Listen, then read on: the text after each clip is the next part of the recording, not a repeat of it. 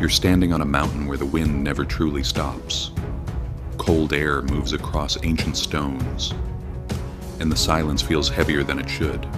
Around you, massive stone heads. They stare out into the horizon, worn, broken, yet somehow still powerful.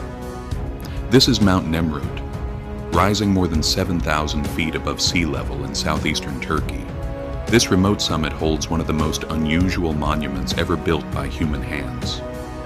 But the real mystery isn't what you see, it's why it was built in the first place. Over 2,000 years ago, this region was home to a small but strategic kingdom, Kingdom of Commagene. It existed between two superpowers of the ancient world, the Roman Empire to the west, and the Parthian, or Persian world to the east. Caught between these forces, Commagene developed something unique, a culture that was neither fully Greek nor fully Persian, but something in between. At the center of this kingdom stood a man with an extraordinary vision, Antiochus I, Theos of Commagene, a ruler who believed his bloodline connected him to both worlds. Greek gods on one side, Persian kings on the other. But for Antiochus, this wasn't enough. Power fades, kingdoms fall, names are forgotten, and he refused to be forgotten. So he did something almost unimaginable. He ordered the top of this mountain to be transformed into a sacred monument, part tomb, part temple, part declaration of immortality. At the summit, he built colossal statues. Seated side by side were divine figures, Zeus, Apollo, Heracles, and the goddess representing the land of Commagene itself. And among them sat Antiochus, not below the gods, not worshipping them, but equal to them. What makes these statues even more fascinating is that they are not purely Greek and not purely Persian. Their names, identities, and symbolism are blended.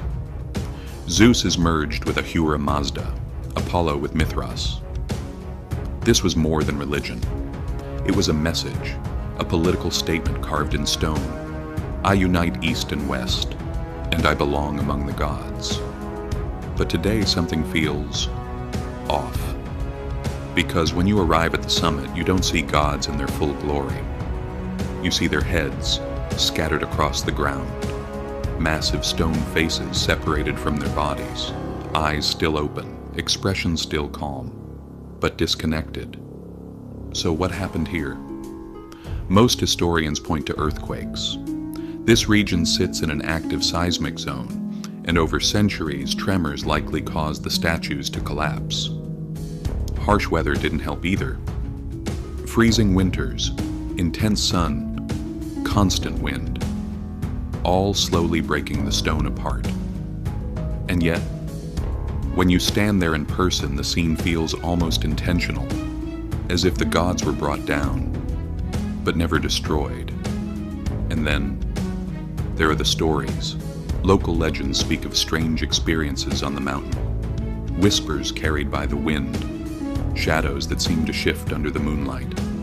Some believe this was never just a tomb, but a sacred space, a place where the boundary between humans and gods was meant to disappear. Of course, there's no scientific proof of that, but Nemrut has a way of making even the most rational mind hesitate. And then comes the moment that changes everything. Sunrise. As the first light appears over the horizon, it slowly touches the stone faces.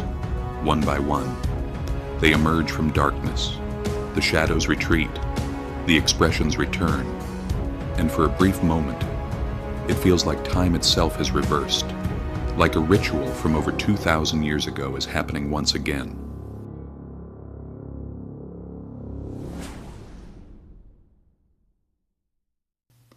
Mount Nemrut leaves you with a simple but powerful question. What does it mean to be remembered?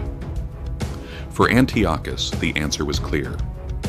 If being human meant being forgotten, then he would become something more, something eternal.